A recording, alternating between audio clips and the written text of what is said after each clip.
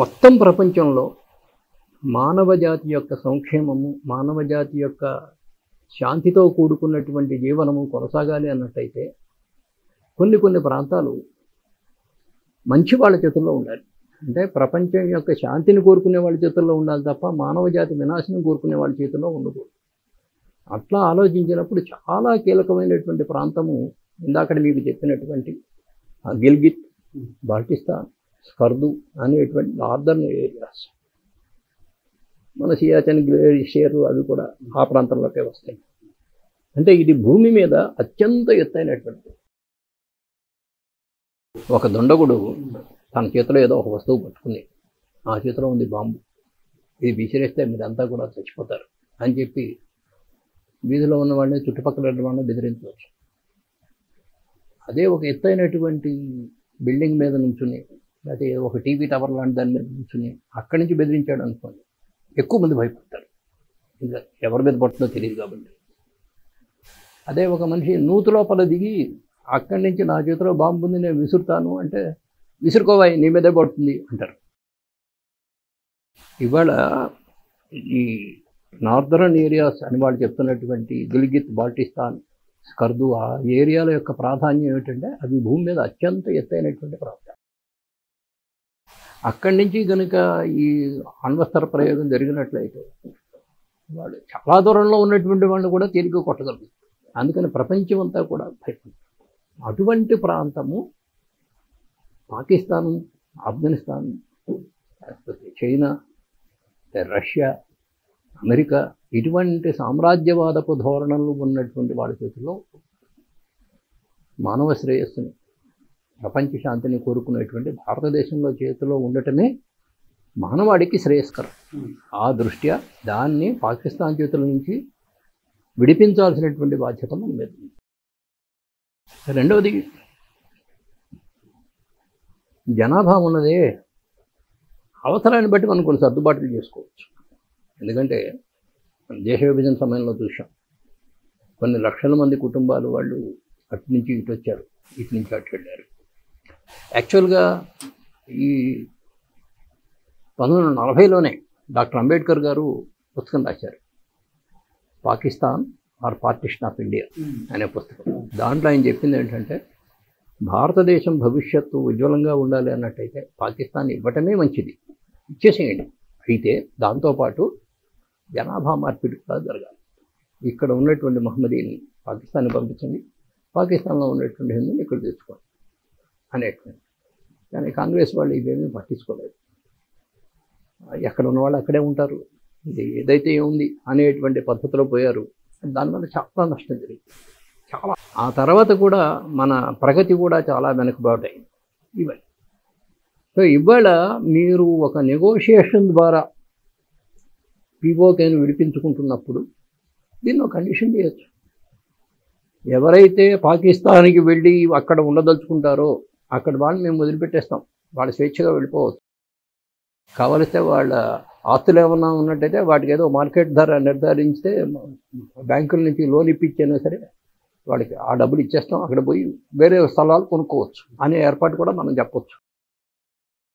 అట్లాగే మన భారతదేశంలో ఉన్నటువంటి పూర్వ సైనికులు ఇటువంటి వాళ్ళని ఉత్సాహవంతులైనటువంటి కొంతమందిని తీసుకెళ్ళి అక్కడ ఉండేట్టుగా ఏర్పాటు చేసుకోవచ్చు. సో మానవుడు చెయ్యలేనటువంటి ప్రకృతిపరమైనటువంటి ఏర్పాట్లు కొన్ని ఉంటాయి, మానవుడు చొరవ తీసుకుని తాను తీర్చిదిద్దుకోగలిగినటువంటి విషయాలు కొన్ని ఉంటాయి. వాటి నుంచి మనకు అనుగుణమైనటువంటి ప్రణాళికను మనం తయారు చేసుకోవాలి. ఇంకొక తమాషా అయిన విషయం కూడా ఉంది. అదేమిటంటే పివి నరసింహారావు గారు ప్రధానమంత్రిగా ఉండగా ఈ కాశ్మీర్ సమస్యని పెద్ద ఎత్తున లేవదీయాలని చెప్పి జెనీవాలో ఎక్కడో ఒక కన్వెన్షన్ జరిగింది, ఐక్యరాజ్య సమితికి సంబంధించినటువంటి. దానికి పివి నరసింహారావు ఎవ్వరూ ఊహించినటువంటి పద్ధతిలో భారతదేశం యొక్క డెలిగేషన్ని అటల్ బిహారీ వాజ్పేయి గారి నాయకత్వంలో పంపించారు. అటల్ బిహారీ వాజ్పేయి గారు కావాల్సిన గ్రౌండ్ వర్క్ చేసుకుని వెళ్ళారు. ఆ గ్రౌండ్ వర్క్ చేసుకుని వెళ్ళిన తర్వాత ప్రతిపక్ష నాయకుడిగా ఉన్నటువంటి వ్యక్తి దాని గురించి మాట్లాడటము, దానికి తోడు అక్కడ ఆ ప్రజల నుంచి కూడా వీళ్ళు పాకిస్తాన్కి అనుకూలంగా లేరు, వీరు భారతదేశంలో చేరడానికి అనుకూలంగా ఉన్నారు అనేటువంటి వాతావరణం వచ్చేట్టుగా అక్కడ ప్రజెంటేషన్ ఇచ్చి అక్కడ ఆ సభ్యులందరితో కూడా ఒక అంగీకారానికి వచ్చేట్టుగా చేసి పాకిస్తాన్ అనుకూలమైన తీర్మానం ఇది కూడా పాస్ కాకుండా చూశారు. పీఓకే మన చేతికి దక్కడానికి మనకి ఎలాంటి అవకాశాలు గతంలో వచ్చాయండి? పరిస్థితిని అనుకూలంగా మలుచుకోవడం అనేది ఒక కళ.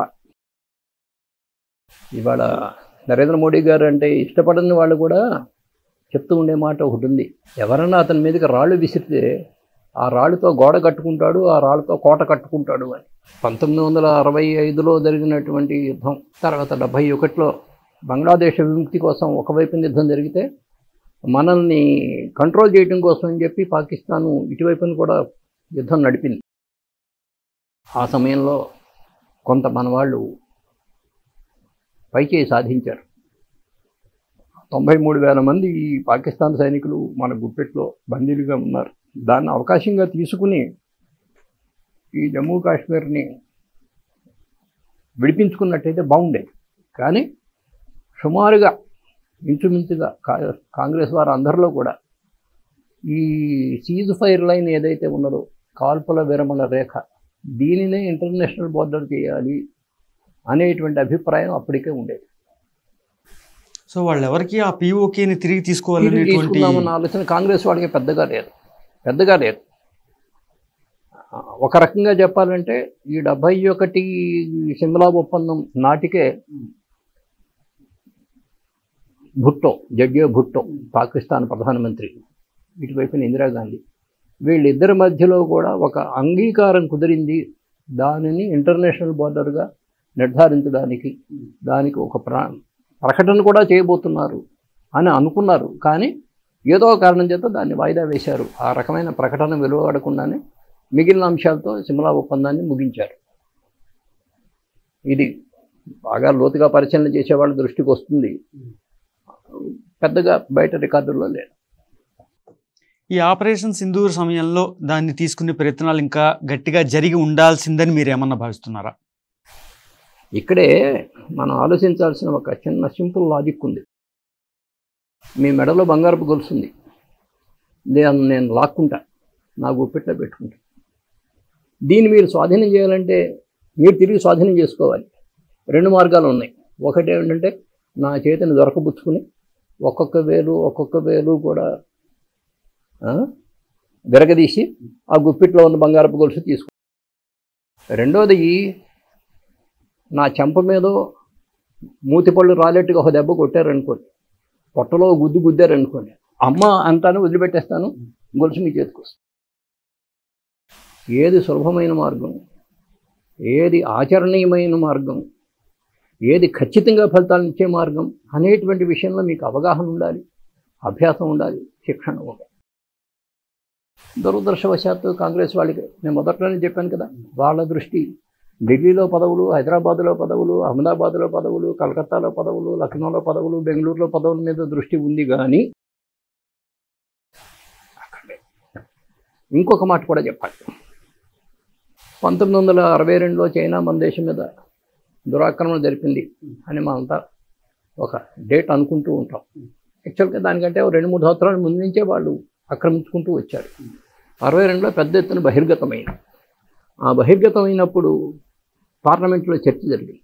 పార్లమెంట్లో చర్చ జరుగుతున్న సందర్భంలో నెహ్రూ గారు ఏమన్నారంటే, not even a blade of grass grows there, గడ్డిపోత కూడా మొలవదు.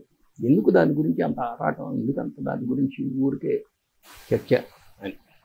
దీనికి ఈ ప్రశ్నకి అప్పుడు చెప్పే సమాధానాలు చెప్పేవాళ్ళు అప్పుడు చెప్పారు. మహావీర్ త్యాగ్ అనేటువంటి ఆయన తన బట్టతలు పెట్టి, నాకు ఇక్కడ కూడా వెంట్రుకలు లేవు, పనికిరాదు అంటారా ఇది అన్నట్టుగా ఏదో చెప్పాడు. ఆ తర్వాత సుమారుగా 30-40 ఏళ్ళకి రాష్ట్రపతి అయినటువంటి అబ్దుల్ కలాం గారు చక్కటి వివరణ ఇచ్చారు. అదేమిటంటే, చైనా లడాక్ ప్రాంతం మీదకి రావడానికి కారణం ఆ భూమి ఏదో పనికొస్తుంది, అక్కడేదో బంగారం ఉంది, అక్కడేదో ఖనిజాలు ఉన్నాయి అనేది కాదు. చైనా వచ్చి మొత్తం భారతదేశాన్ని ఆక్రమించుకోవడానికి, అంటే చాలా సారవంతమైనటువంటి పంచనదులు ప్రవహించేటువంటి పంజాబు ప్రాంతాన్ని, హర్యానా ప్రాంతాన్ని, గంగా సింధు మైదానాన్ని, ఉత్తరప్రదేశ్ని, బీహార్ని, లేకపోతే మనకున్నటువంటి మహానగరాలైనటువంటి ముంబైని, బెంగళూరుని, చెన్నైని, హైదరాబాద్ని, విశాఖపట్నాన్ని, కలకత్తాని, వీటిని ఆక్రమించుకోవడానికి అది మార్గం. కాబట్టి దానికోసం వచ్చారు, కానీ కేవలం లడాఖ్ కోసమే చైనా రాలేదు. ఇది మనం గ్రహించుకోవాలి. ఈ దృష్టితో ఆలోచించినప్పుడు ఈ పీఓకేని, ఇందాక చెప్పాను కదా నేను, పీఓకేని ఎందుకు మనం తీసుకోవాలంటే మొత్తం మానవాళి శ్రేయస్సు కోసం ఇవాళ యుద్ధం జరుగుతోంది. యుద్ధం అంటే యుద్ధ వాతావరణం ఉంది. యుద్ధం అనొచ్చా అనకూడదా, ఇది కూడా సర్జికల్ స్ట్రైక్లో భాగమేనా? దీని మధ్యలో ఈ కాల్పుల విరమణ ఇది వచ్చింది. ఎందుకు వచ్చింది అనే దాని గురించి కూడా ఎవరు ఊహాగానాలు వాళ్ళు చేస్తున్నారు. నాకు తోచిన విషయం ఏంటంటే, పాకిస్తాన్ తన దగ్గర అణ్వాయుధాలు ఉన్నాయని చెప్తోంది. భారతదేశం కూడా వాజ్పేయి గారి టైంలో స్పష్టంగా ప్రకటించింది, వీఆర్ న్యూక్లియర్ పవర్, దానికి కావాల్సినంతా మా దగ్గర.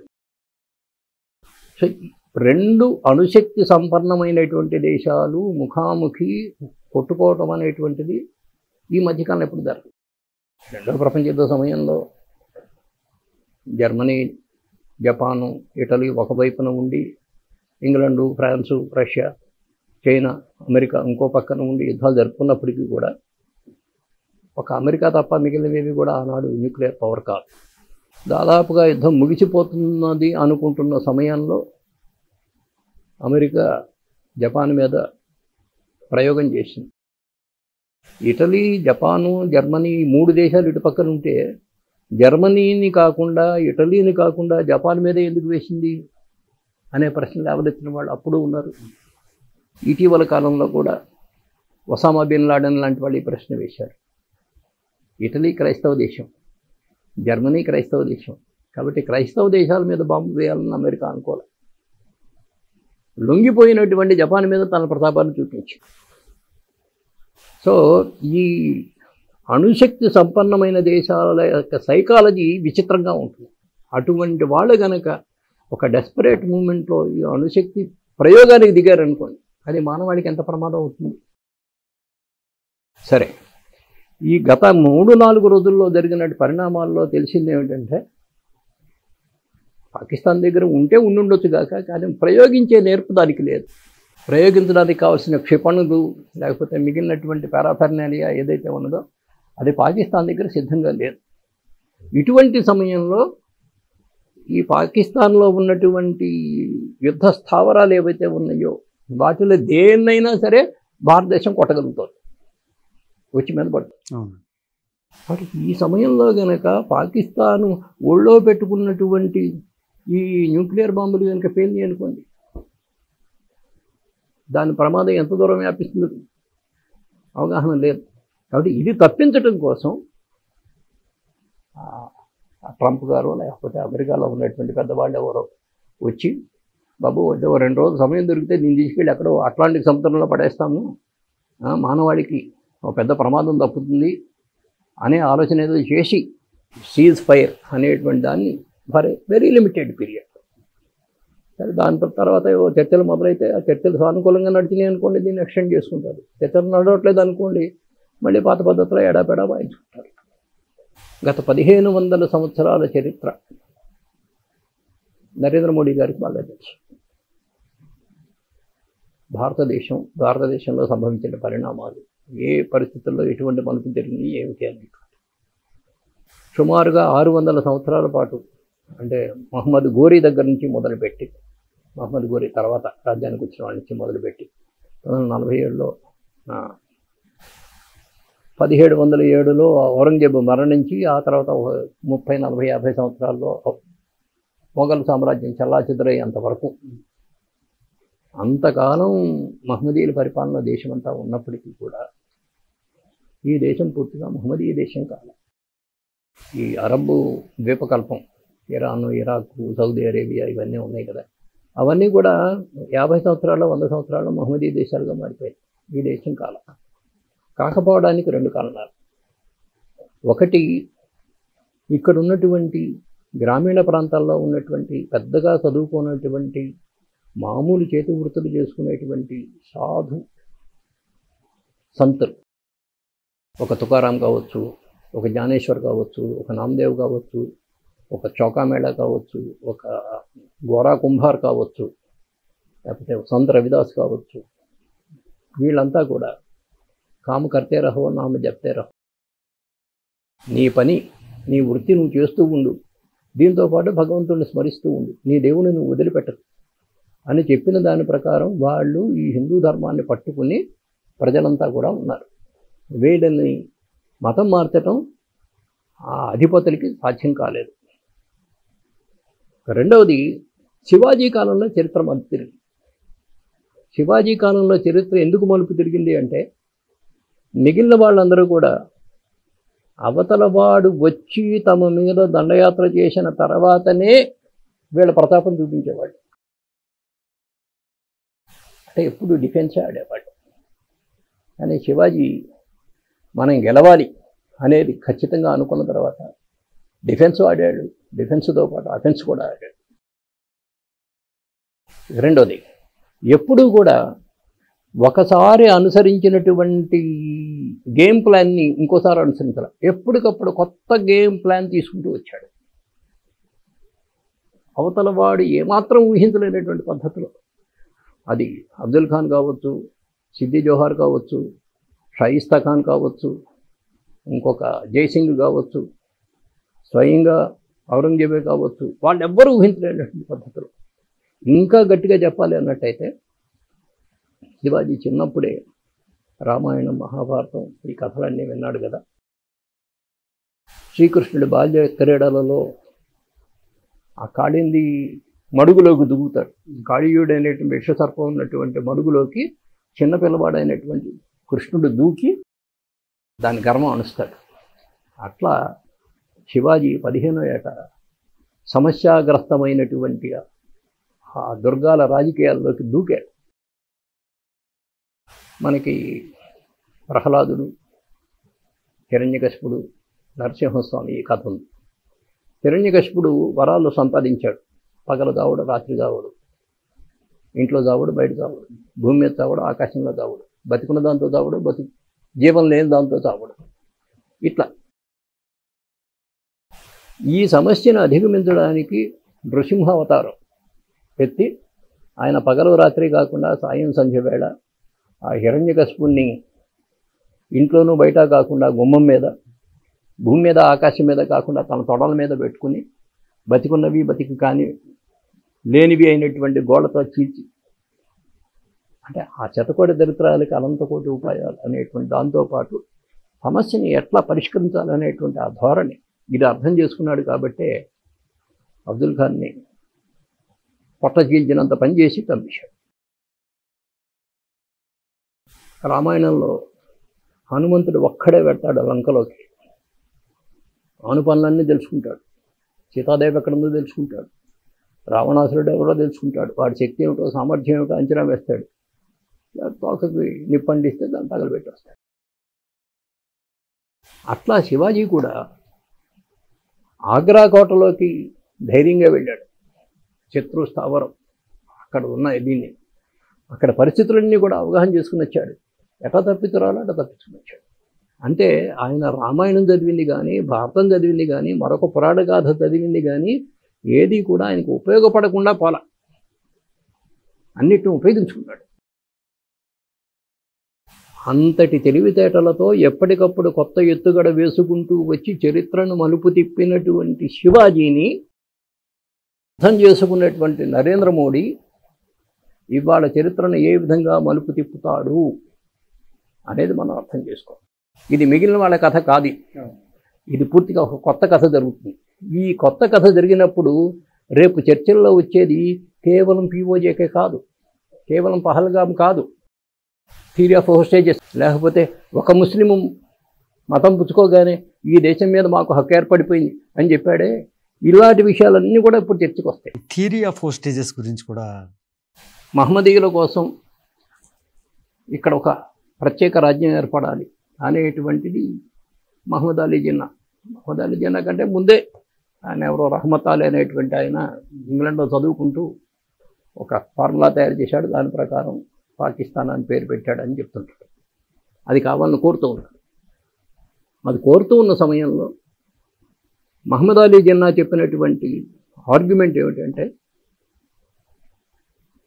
ఈ హిందూ దేశంలో ఒక వ్యక్తి మహమ్మదీయుడిగా మారిన రోజునే ఇక్కడ మహమ్మదీయ రాజ్యానికి బీజారోపణ జరిగింది. అప్పటి నుంచి కూడా మహమ్మదీయ రాజ్యం ఏర్పాటు చేసుకోవడానికి మాకు ఒక రైట్ ఏర్పడింది. ఎన్నో వందల సంవత్సరాల కిందట ఎప్పుడైతే హిందూ దేశంలోని ఒక వ్యక్తి మహమ్మదీయ మతాన్ని స్వీకరించాడో, ఆ మహమ్మదీయ మతాన్ని స్వీకరించినటువంటి వ్యక్తికి ఆ దారుల్ ఇస్లాం ఏర్పాటు చేసుకోవడానికి అటు నుంచి ప్రబోధం ఉంది కాబట్టి ఆ ప్రబోధాన్ని అనుసరించి దారుల్ ఇస్లాం ఏర్పాటు చేసుకుంటాడు. అప్పటి నుంచి మాకు హక్కు ఏర్పడింది అని చెప్పాడు. ఇది గుర్తుంచుకోవాల్సిన విషయాల్లో ఇదొకటి. అట్లాగే రెండవది, ఆ రోజుల్లో చర్చించిన విషయాలు ఏమిటంటే, మనకు మెడ్రాస్ ప్రెసిడెన్సీ ఉండేది, కలకత్తా ప్రెసిడెన్సీ ఉండేది, బాంబే ప్రెసిడెన్సీ ఉండేది. అట్లాగే కొన్ని ప్రాంతాలు యునైటెడ్ ప్రావిన్సెస్, ఇప్పుడు ఉత్తరప్రదేశ్ అంటున్నదాన్ని అప్పుడు యునైటెడ్ ప్రావిన్సెస్ అనేవారు. సెంట్రల్ ప్రావిన్సెస్, ఇప్పుడు మధ్యప్రదేశ్ అంటుందని సెంట్రల్ ప్రావిన్సెస్ అండ్ బెరార్ అనేవాడు. కదా రాజపుటానా ఉండేది. అది కాక పంజాబ్ ఉండేది, అవతల బెలూచిస్తాన్ అవేమో స్వతంత్ర రాజ్యాలు, సంస్థానాలు.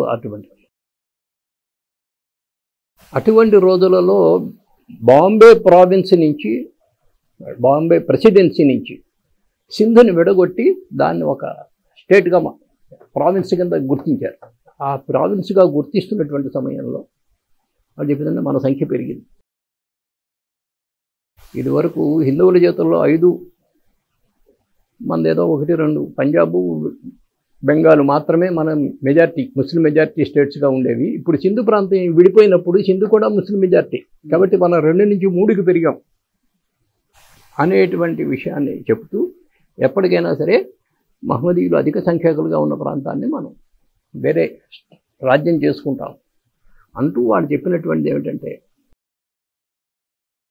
అప్పుడు అడిగారు మహమ్మదీయులు వాళ్ళంతటా వాళ్ళు ఒక రాజ్యాన్ని విడిగా తీసుకుని పోతే వాళ్ళతో పాటు అందరూ పోలేరు కదా, ఇక్కడ హిందువుల మధ్యలో నివసించేటువంటి వాళ్ళ మహమ్మదీయుల యొక్క భవిష్యత్తు ఏమవుతుంది, వాళ్ళకి భద్రత ఎలా కల్పించగలుగుతారు అంటే, అప్పుడు వాళ్ళు చెప్పినటువంటి సిద్ధాంతం అది థియరీ ఆఫ్ హోస్ట్.